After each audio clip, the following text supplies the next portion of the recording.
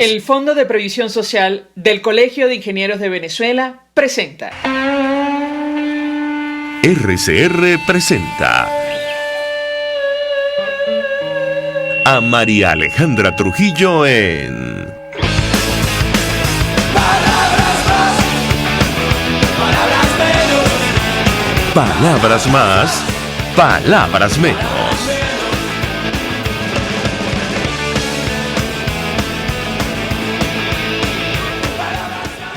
Radio, lo mejor de este 13 de agosto del año 2020, todo el equipo que trabaja para ustedes a partir de esta hora, los saludos. La producción Marilia García, la redacción Jackson Vargas, de los controles César Arteaga, quien tendrá el inmenso placer de acompañarles, María Alejandra Trujillo. Saben ustedes, se pueden comunicar desde muy temprano a través de la cuenta en Twitter de la radio, @RCR750, seguirnos por el Periscope, por internet, rcr750.com y el resto de nuestras plataformas digitales a través de TuneIn y YouTube. Bueno, a propósito de lo que ha ocurrido en las últimas horas en nuestro país, ayer se registró otra cifra récord de casos de COVID-19, ya superamos los 1.000 contagios por día, por segunda jornada consecutiva. En la semana número 22 desde la llegada de la pandemia ya suman 29.088 contagios. Delcy Rodríguez, vicepresidenta de Nicolás Maduro, reportó 1.150 nuevos casos de coronavirus en las últimas 24 horas. Una información, por cierto, que se dio a conocer a través de las redes sociales y no en persona. También uno de los voceros del régimen de Nicolás Maduro, Jorge Rodríguez, informó que se ha contagiado de COVID-19. El ministro de Comunicación de Nicolás Maduro detalló que se encuentra bajo aislamiento y cuidados necesarios aún cuando se encuentra en buenas condiciones generales. De este tema hemos hablado ampliamente acerca de las medidas necesarias, incluyendo las recomendaciones, los 11 lineamientos que ofrecieron las academias, sociedades científicas hace algunos días para hacer frente a esta crisis. Más aún, la preocupación ha llegado hasta Naciones Unidas y allí Human Rights Watch, la Universidad Johns Hopkins, que sigue de cerca el avance de la pandemia, ha pedido a la ONU tomar medidas, de hecho tomar la batuta en el caso concreto de la pandemia en nuestro país. Sobre la situación política vamos a hablar durante la mañana de hoy, ya me dirá mi equipo, porque este documento suscrito por la Conferencia Episcopal Venezolana, del cual hablábamos ayer, ha generado toda clase de reacciones. Entre otras cosas, el propio presidente de la Asamblea y presidente encargado, Juan Guaidó, escribía en su cuenta de Twitter ayer que propone luchar por un desenlace y una transición en nuestro país, en clara respuesta a este documento de los obispos de la Conferencia Episcopal, donde se pide a la dirigencia de oposición asumir su responsabilidad en la búsqueda de una salida y además generar propuestas para el pueblo que durante años ha creído en ella. Me dicen que ya tenemos al primer invitado, nuestro primer invitado vía telefónica. Arturo Peraza es padre, jesuita, es vicerrector de la Universidad Católica Andrés Bello en Guayana. Gracias, como siempre, por atendernos. Muy buenos días. Buenos días, María Alejandra, un placer poder conversar contigo y con toda tu audiencia. Padre, leíamos algunos de sus comentarios en torno a este documento de la Conferencia Episcopal en sus redes sociales. Y yo iniciaría a partir del tema más polémico que, digamos, mayor discusión ha generado, que tiene que ver con el llamado de participar o no en este proceso convocado para el mes de diciembre, que ha sido calificado como una farsa por la Asamblea Nacional y como un abierto fraude por la comunidad internacional. ¿Qué puede decirnos? Sí, bueno, como yo comenté en ese tweet que tú comentas, un hilo tratando de razonar, pues leí yo del documento de la conferencia, pero lo primero que quiero aclarar es que no soy vocero de la conferencia. Soy jesuita, soy sacerdote y, bueno, fiel de la iglesia, lee el documento, como todos los demás, y trato de interpretar qué es lo que está en mente de los señores obispos, y después hay un posicionamiento personal, ¿no? En ese posicionamiento personal, si a mí se me dice que un modo de participación en este momento es ir a votar bajo las actuales condiciones, bajo las actuales circunstancias en las que se encuentra el sistema electoral y bajo la actual propuesta, pues lo personal no estoy dispuesto a ir a votar en esas circunstancias, por las mismas razones que tú acabas de señalar, no solamente por el rechazo de la Asamblea Nacional, porque eso sería endogámico, sino porque es que cualquiera, incluso la comunidad internacional, observa la situación planteada y perfectamente se da cuenta que por allí no hay ninguna ruta. Un proceso electoral no es solamente la posibilidad de manifestarte de alguna manera. Yo puedo entender que haya gente en buena fe que es desesperada por la actual situación, dice, bueno, cualquier salida es buena.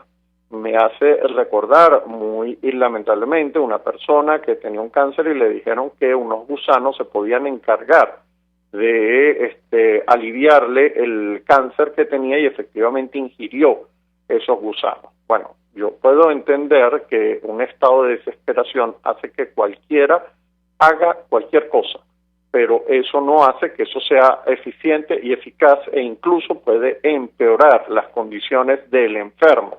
Y esto aplica analógicamente a lo que yo veo de la situación del país. Puedo entender la buena fe de algunos, tratando de buscar esto como un mecanismo de participación bajo las actuales condiciones. Creo sí que la salida de Venezuela es fundamentalmente electoral, y creo que con generar condiciones electorales, y creo que hay que tratar de generar presión ciudadana para generar esas condiciones electorales, que pueden ser para las elecciones del 6 de diciembre u otras, pero no bajo las condiciones en que actualmente se han planteado.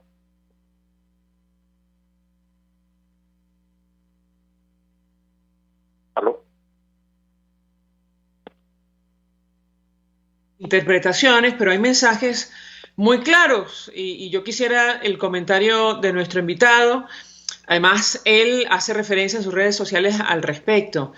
Uno de ellos tiene que ver con la necesidad de asumir la responsabilidad de buscar salidas y generar propuestas para que el pueblo, que durante años ha confiado en la dirigencia de la oposición, bueno, digamos, tenga una esperanza. Ellos aseguran la abstención por sí sola hará crecer la fractura político-social en nuestro país y justamente la desesperanza ante el futuro. Quisiera su comentario al respecto, padre. Bueno, ahí es en donde yo comparto fundamentalmente la crítica que hace la conferencia episcopal. ¿Qué es lo que ocurre de facto? La alternativa que ha dejado la oposición en manos de los ciudadanos es meramente la abstención. Se puede decir cualquier cosa en el discurso, pero la realidad objetiva, políticamente hablando, es que lo único que la oposición ha dejado en manos de los ciudadanos es la actitud de abstención.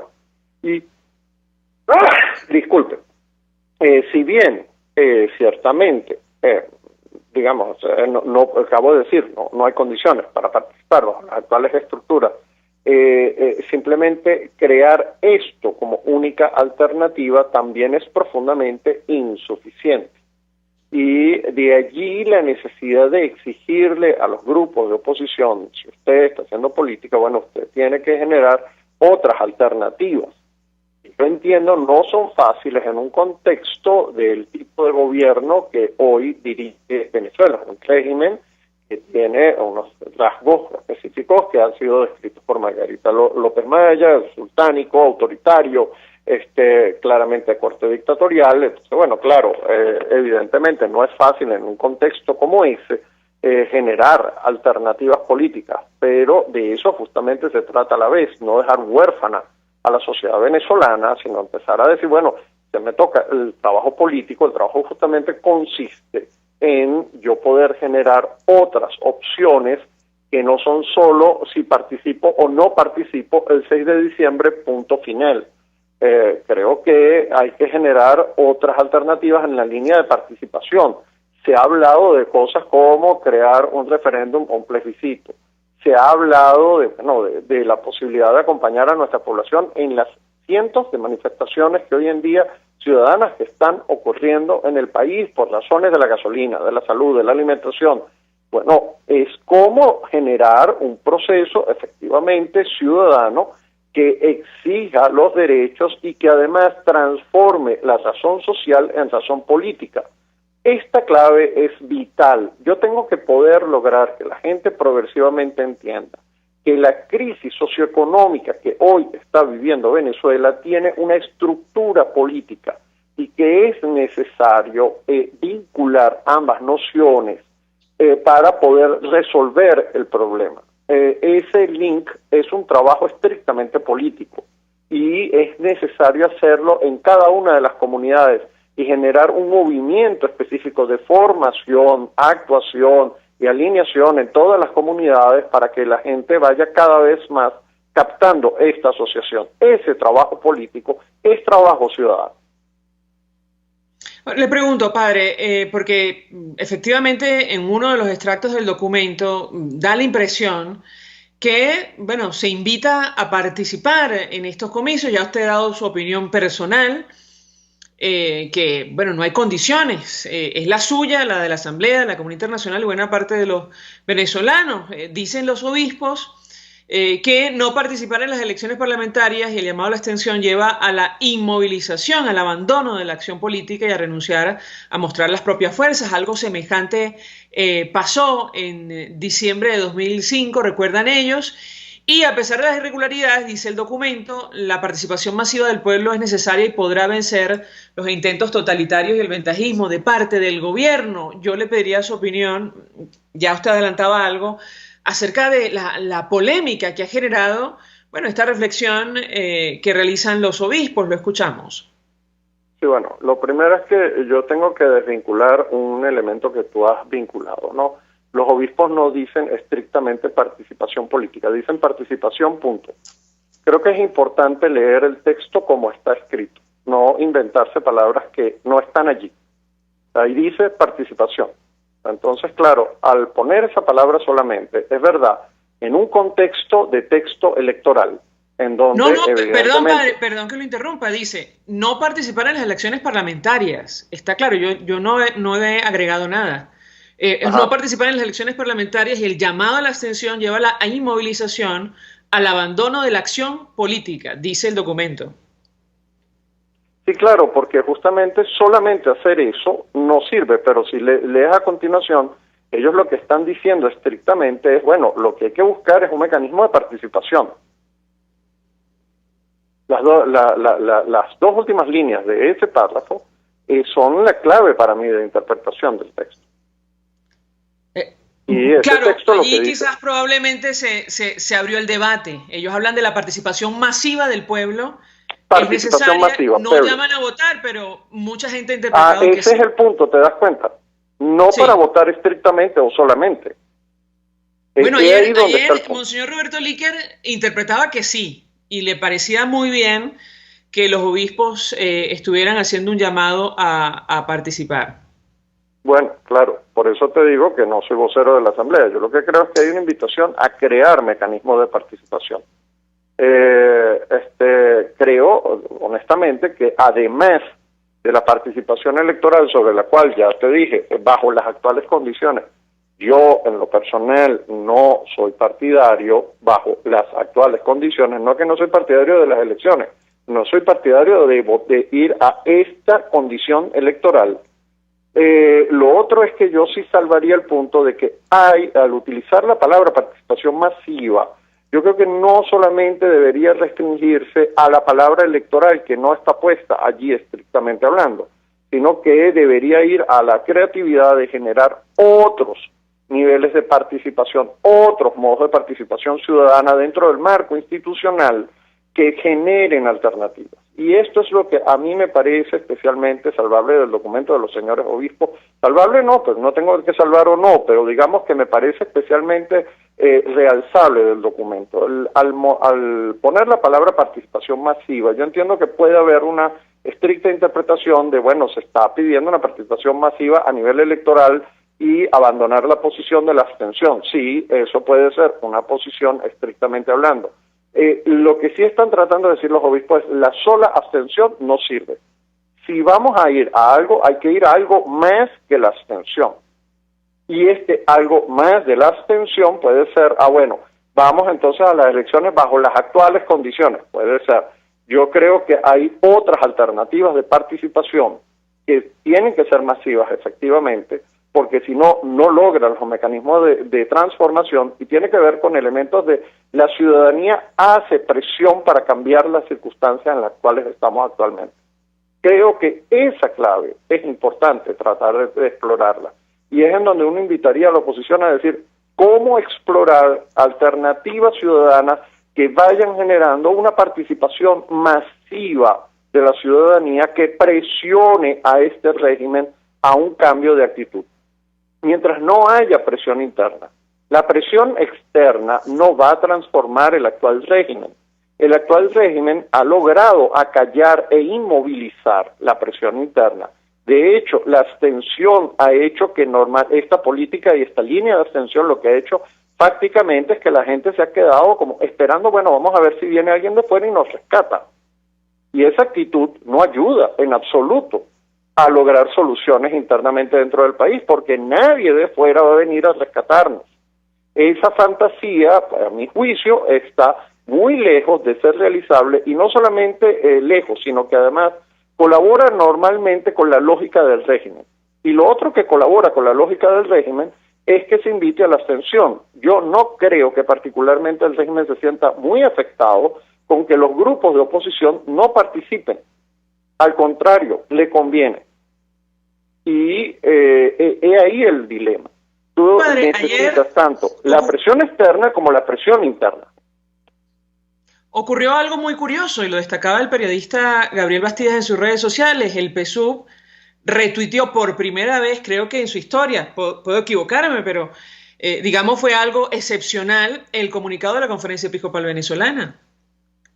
No, sin duda, y yo creo que la ambigüedad del término permite efectivamente múltiples interpretaciones. Yo no digo que no, y efectivamente, además, es legítimo poder interpretar que lo que se está pidiendo es ir a las elecciones tal cual, y puede ser. Yo lo que digo es que, además de ese mecanismo, la oposición, yo creo que tiene que rescatar la posibilidad de darse cuenta que ahí hay un campanazo que le está diciendo que una parte importante de la sociedad le está diciendo, señor, la simple inacción no ayuda.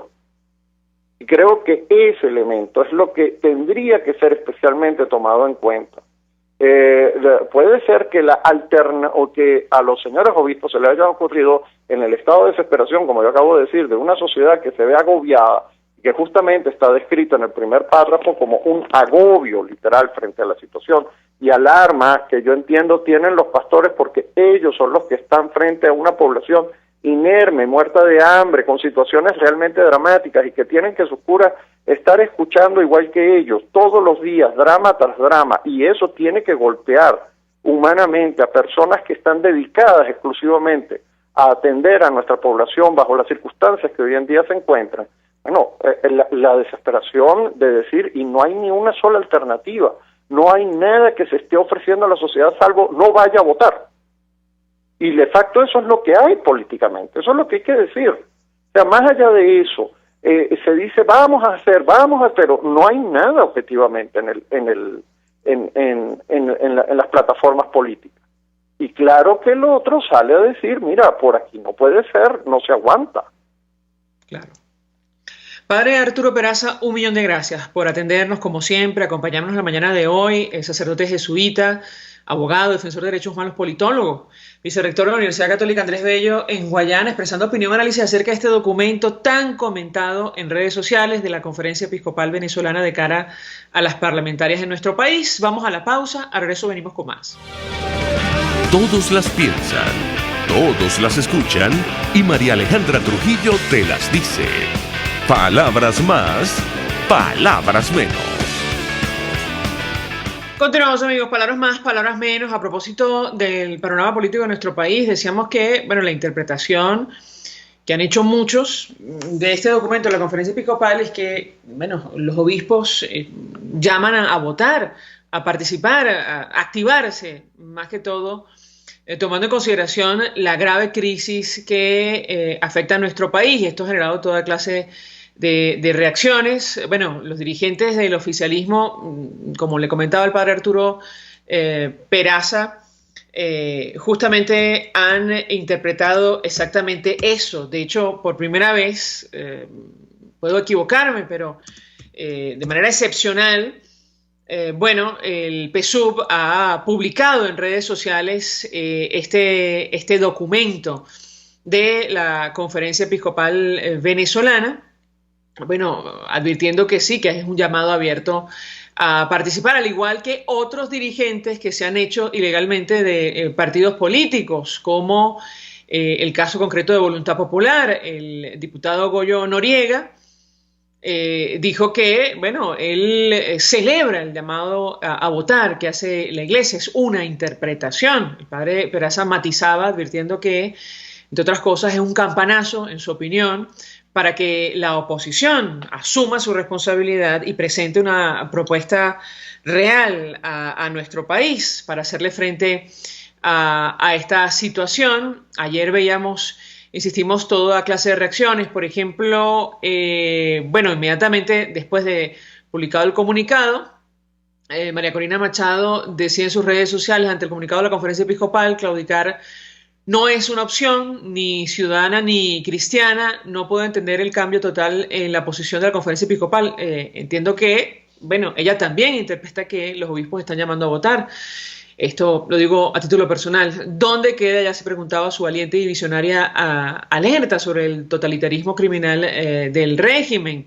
Ella decía que le preocupa y le duele profundamente el cambio de posición de la Conferencia Episcopal. La Iglesia ha sido bastión inquebrantable de nuestra lucha por la dignidad humana, la justicia, la verdad. Un faro, decía en sus redes sociales. Y lo cierto es que, como comentamos en el corte anterior, la comunidad internacional no cree que haya condiciones. Y no solamente hablo del gobierno norteamericano, la discusión que se dio en la OEA sobre la designación ilegal de los rectores del Consejo Nacional Electoral, recientemente la Unión Europea decía claramente el pasado 11 de agosto, hace un par de días, Venezuela no cuenta con las condiciones para un proceso electoral transparente. Josep Borrell, alto representante para Asuntos Exteriores, informaba que el bloque no está dispuesto a enviar al país una misión de observación electoral en las actuales circunstancias. Tras todos los contactos, decía él, en el comunicado con representantes y líderes políticos venezolanos, debo concluir que en estos momentos no se reúnen las condiciones para un proceso electoral transparente, inclusivo, libre y equitativo.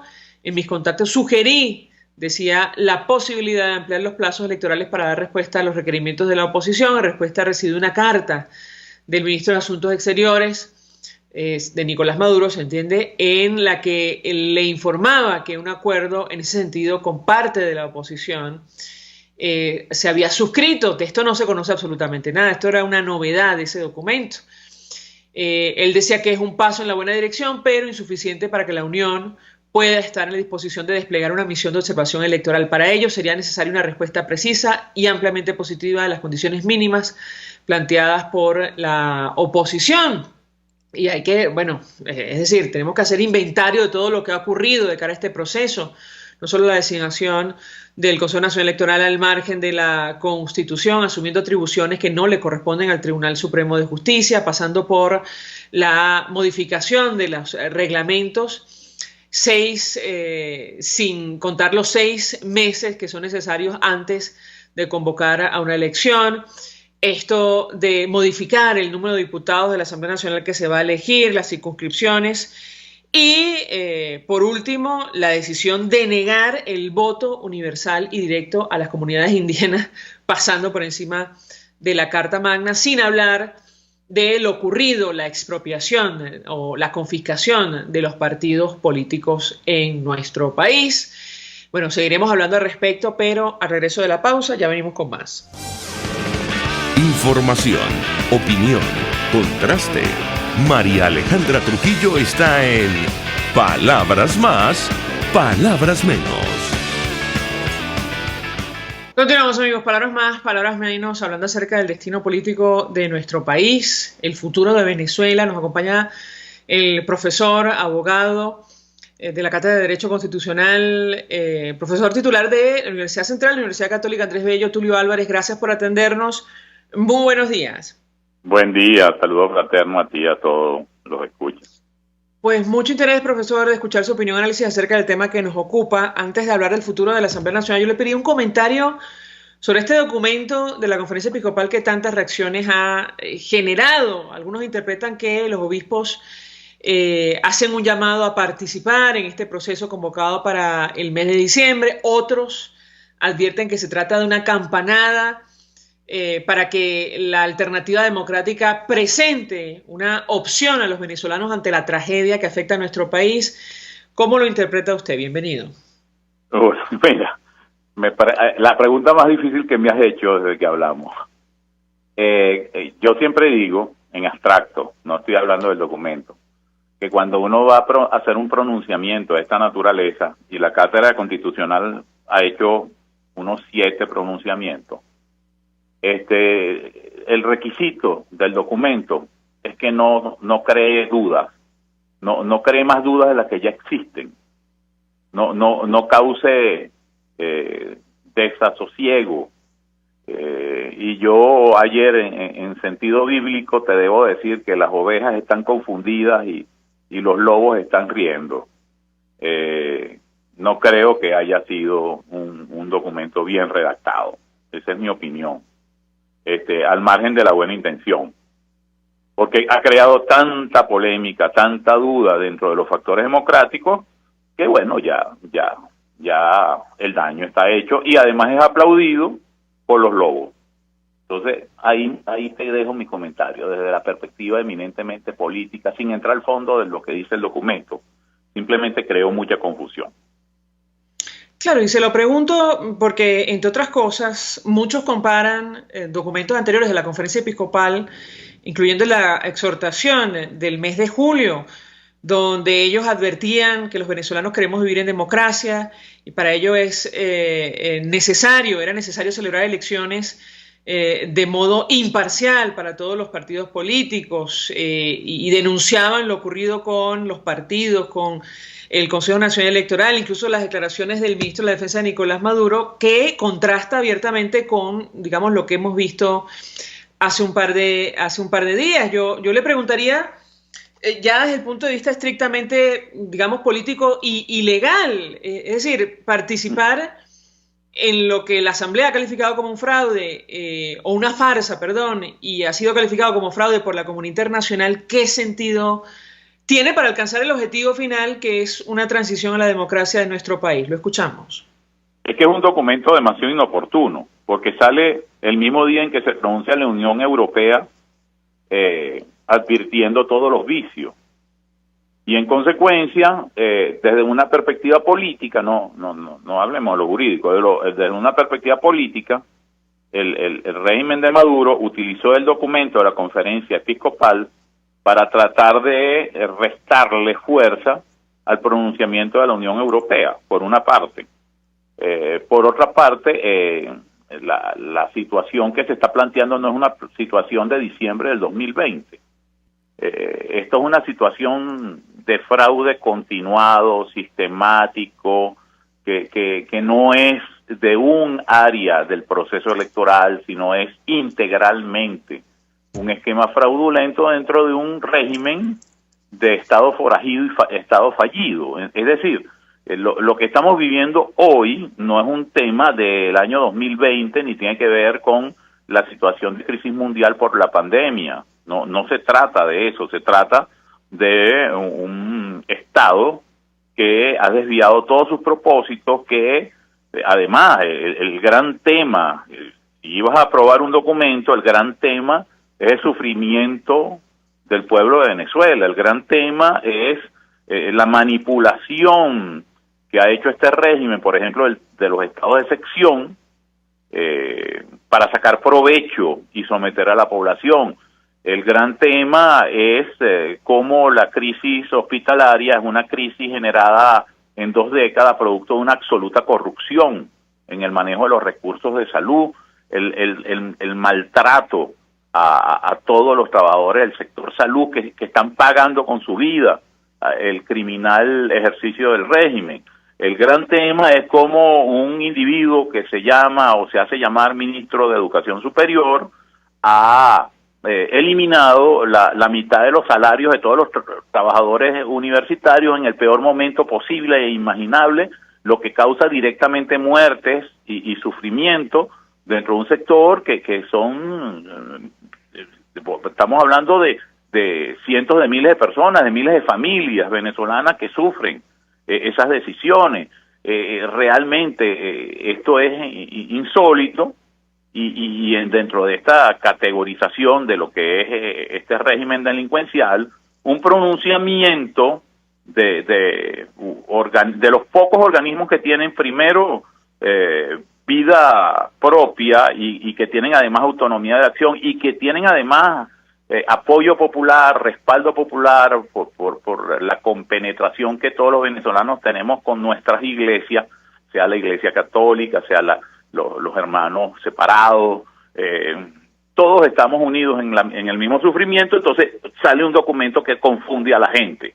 El punto mío es, no entro ni siquiera al fondo, la gran confusión que se crea y la utilización de ese documento por los lobos.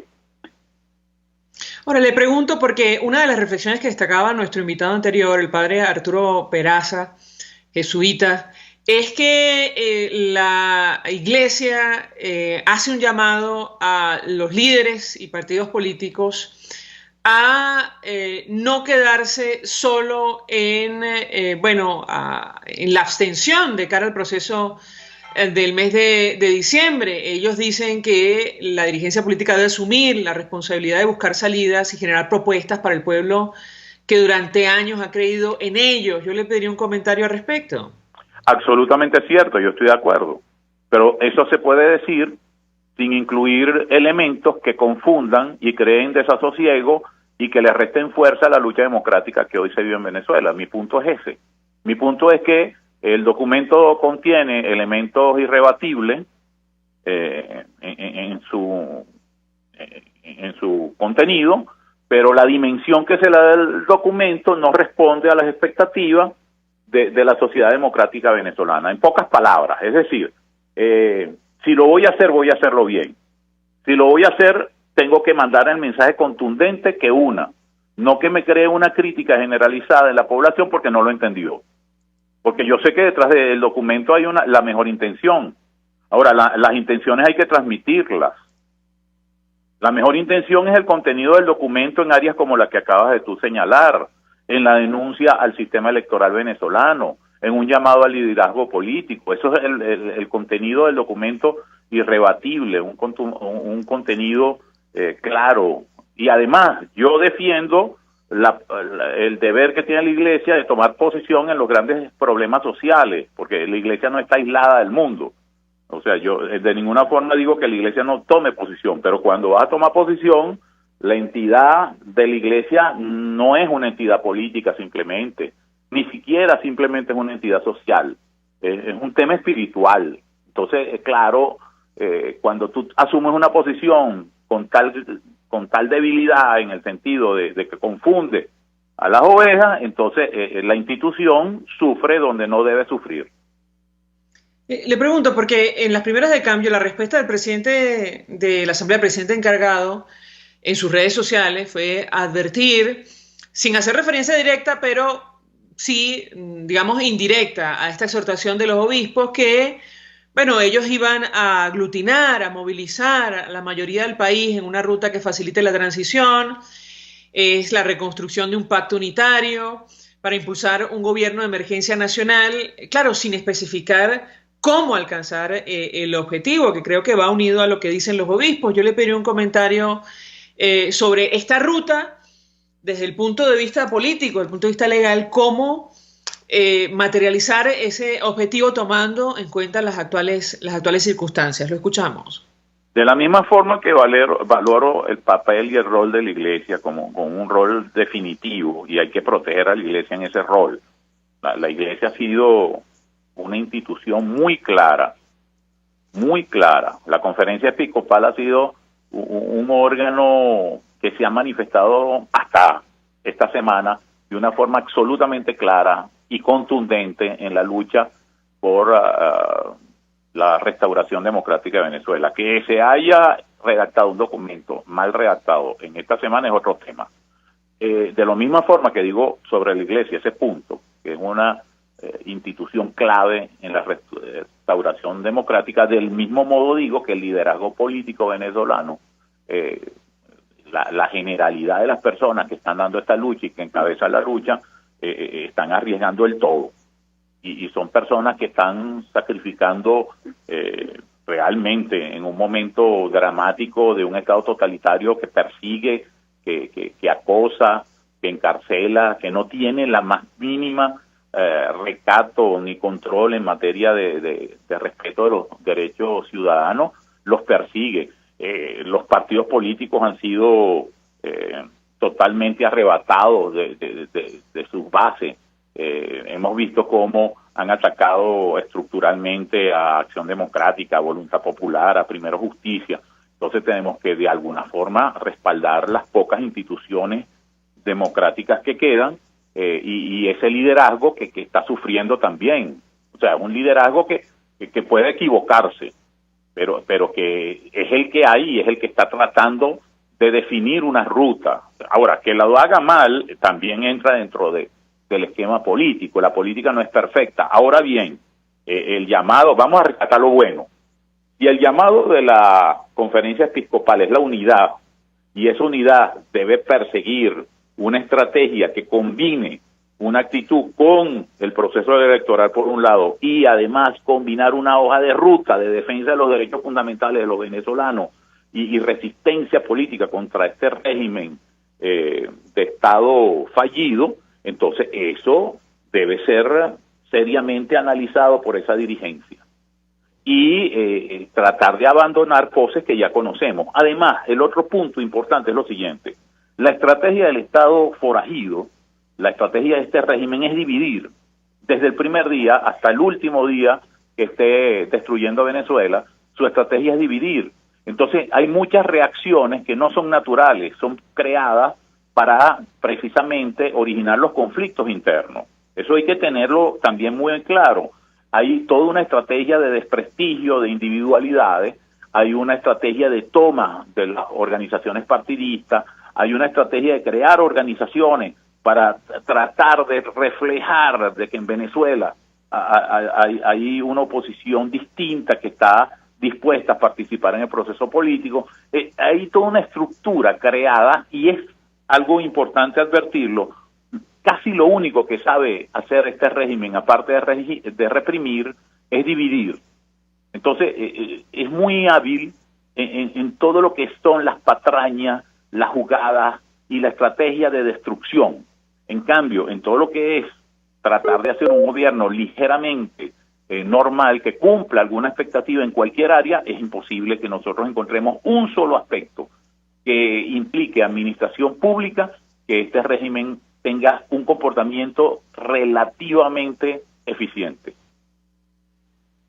Ahora, desde el punto de vista estrictamente legal, y lo hemos hablado con nuestro invitado en otras oportunidades, porque la discusión está abierta, el tiempo pasa y el chavismo, bueno, tiene toda la intención de celebrar estos comicios o farsa, este fraude en el mes de diciembre para instalar un órgano que esté bajo su control, que llamarán Asamblea Nacional. La propuesta que entiendo está haciendo la Alternativa Democrática y el actual Parlamento es promover un pacto unitario e impulsar la instalación de un gobierno de emergencia nacional. La pregunta que yo le haría a nuestro invitado ¿es esto posible o será incluso factible después de celebrado el fraude de diciembre? ¿Qué opina usted? Mira, ya que estamos en el plano del rol de la Iglesia y y esta temática que implica lo espiritual, que es muy importante, yo diría que Mateo 6:34 da una línea de comportamiento. Es decir, tenemos que hacer cada día lo que hay que hacer y no frenarnos pensando en una hecatombe que podrá producirse, en los problemas que van a producirse el año que viene, dentro de 2 años. No, nosotros primero que nada, yo creo que la organización democrática venezolana tiene que hacer todo el esfuerzo por una unidad real. ¿Real qué significa? Bueno, la conciencia del peligro y la necesidad de supervivencia en estas circunstancias. El otro tema es que nosotros estamos enfrentando un monstruo, o sea, un monstruo, estamos enfrentando a un Estado que como aparato político está dirigido a destruir los factores sociales y a violentar los derechos fundamentales.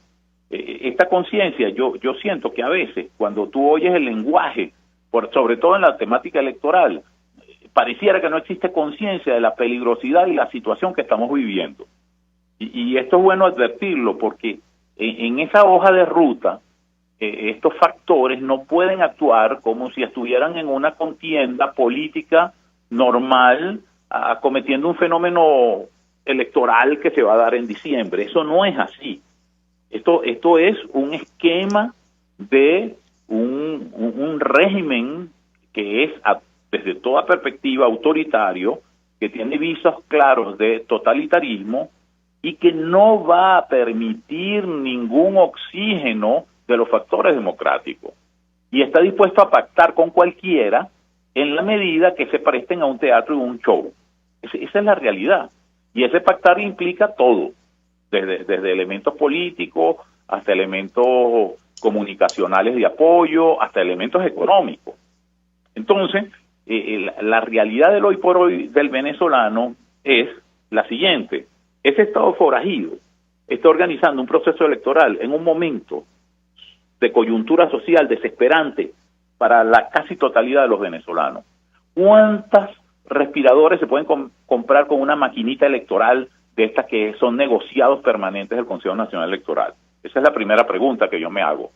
¿Cuánto se puede apoyar a la crisis hospitalaria que tiene Venezuela si los recursos que están dirigidos a montar este show se dirigen a tratar de brindar protección al personal médico, de comprar los insumos, comprar los equipos, de tratar de hacer lo que no se ha hecho en todos estos años? Entonces es un contraste brutal entre un régimen que está dispuesto a sacrificar a su población, que está dispuesto a afrontar, y además con gusto, el sufrimiento de las personas para mantenerse en el poder a través de un show que indubitablemente lo que está pasando es un show. Todo, desde el momento mismo en que eligen a unos disque rectores, desde el momento mismo en que el Tribunal Supremo de Justicia en Sala Constitucional le otorga facultades casi constituyentes al CNE, desde el momento mismo que cambian todas las condiciones que ya per se eran negativas, desde el momento mismo que montan un show eliminando a los factores desde la perspectiva partidista y creando nuevos partidos en forma inmediata. O sea, todo es una cadena de circunstancias y actos que desconocen inclusive la humanidad misma, el sufrimiento de la gente en un momento que es insoportable.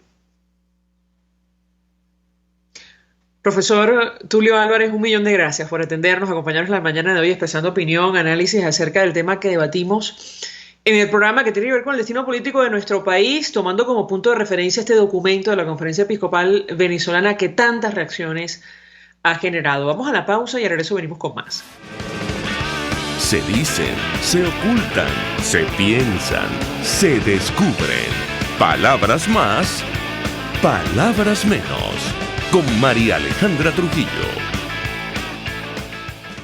Continuamos, amigos. Palabras más, palabras menos, y simplemente un titular al cierre a propósito de la vacuna rusa contra el COVID-19. Un informe que ha publicado un medio de comunicación británico advierte que el propio gobierno ruso asegura que la vacuna anunciada por Vladimir Putin no es segura, o al menos habla de algunas contraindicaciones que ha arrojado, digamos, su fabricación. Se han notado muy frecuentes efectos adversos en su aplicación, como hinchazón, hipertermia, letargo, dolores de cabeza, picazón en lugar de la inyección, bueno, y una serie de efectos, según un informe realizado por el Instituto Gamaleya de Moscú, donde se desarrolló la droga.